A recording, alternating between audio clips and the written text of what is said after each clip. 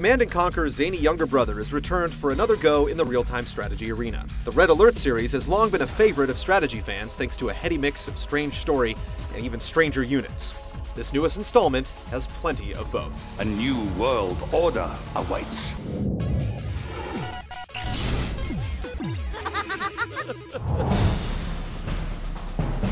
Red Alert 3 once again plumbs the depths of speculative fiction. In this instance, the Soviets have come up with an ambitious and obviously implausible way to deny the Western nations access to their nuclear arsenal. Build a time machine, go back in time, and assassinate Albert Einstein. Of course, anyone who's watched Heroes recently will tell you that messing with the past can lead to all kinds of unexpected consequences. Sure, there are no more nuclear bombs, and that's good, but now, a hyper-militaristic Japan is on the march with an army apparently built from the blueprints of manga comics, and allies have their own tricks up their sleeve, and, well, the world just doesn't appear all that better off. It's stupid, with a capital S, but Red Alert 3 doesn't take any of this seriously, and neither should you. The story is told through the patented, over-the-top CNC live-action scenes. The upside here, other than the obvious camp factor, is that the cast is full of gorgeous women. Just shut your brain off and enjoy the ride. It's goofy, but fun. Our enemy was thrusting deeply into the motherland's tender nether regions.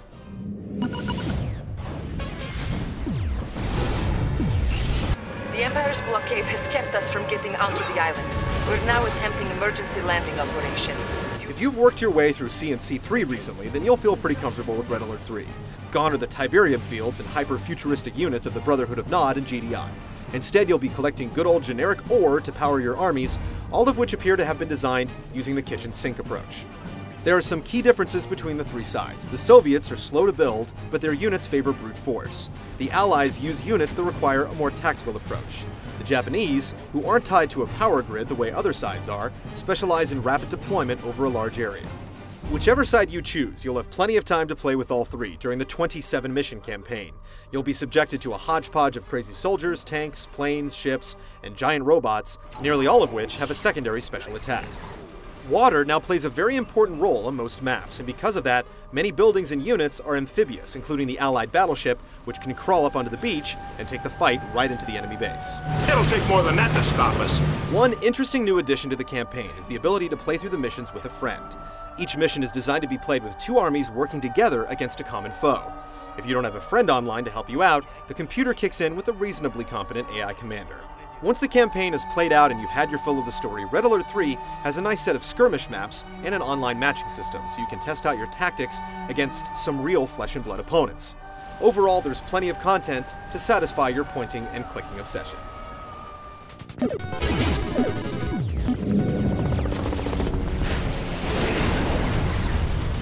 The gameplay in Red Alert 3 can only be described as a glorious mess. And that's both good and bad. One minute you'll be contending with Soviet war bears clawing at your troops, and the next you'll be ambushed by laser sword-wielding samurai who hide in the ground. All of the bizarre situations you'll find your army in, and all of the amazing display of pyrotechnics that go off during each and every match, can be thrilling. But figuring out just what each of these weird and wacky units are good for is tough, because their form doesn't immediately suggest a function. This is made extra difficult with the inclusion of secondary powers, which are accessed with the tap of the F key. Trying to coordinate your special shrink ray powers while the rest of your army executes an attack isn't easy, especially since the pace of the game is relentlessly fast. Just like in the lab. But the Red Alert series has never been about subtle tactics. You can generally get by if you focus on the inherent strengths of your side.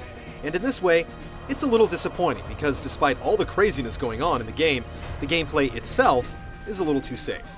Besides the cooperative nature of the game, which really doesn't add much of a wrinkle to the gameplay, there's nothing here that hasn't been explored in past CNC games. And some of the conventions feel woefully out of date. Resource collection is still done by placing a refinery near a mine on the map, but the game practically dictates that you put your refinery right next to the mine. Why not cut out the middleman and house the refinery directly on the mine? Do we really need those little ore-collecting vehicles traveling all of 6 inches to and from the mine?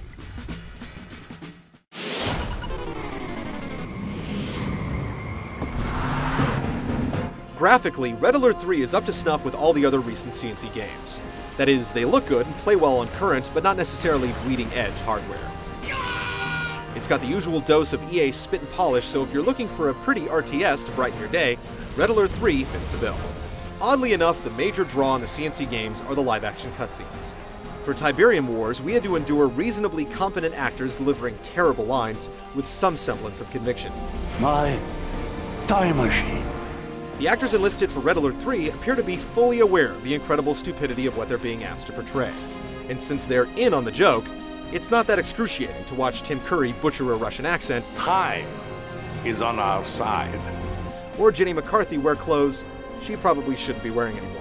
Oh, who knows what nightmares we have created. If the whole thing weren't so over the top, it would be insulting with the cheap sets, corny dialogue, and young actresses sporting low-cut shirts. Actually, it is kind of insulting, but we'll take it. Let me fight. Embrace death, dare to defy me. Many will go into Red Alert 3 with expectations based on their fond memories of the past games. It will not disappoint. It's big, loud, and crazy, and it's clearly not meant to be taken too seriously. But looking past the pageantry, the whole thing is a little too familiar. If you're looking for some innovation, or at the very least, a modest twist in your RTS, you're not going to find it here. The only thing I can say about that is, oh, snap.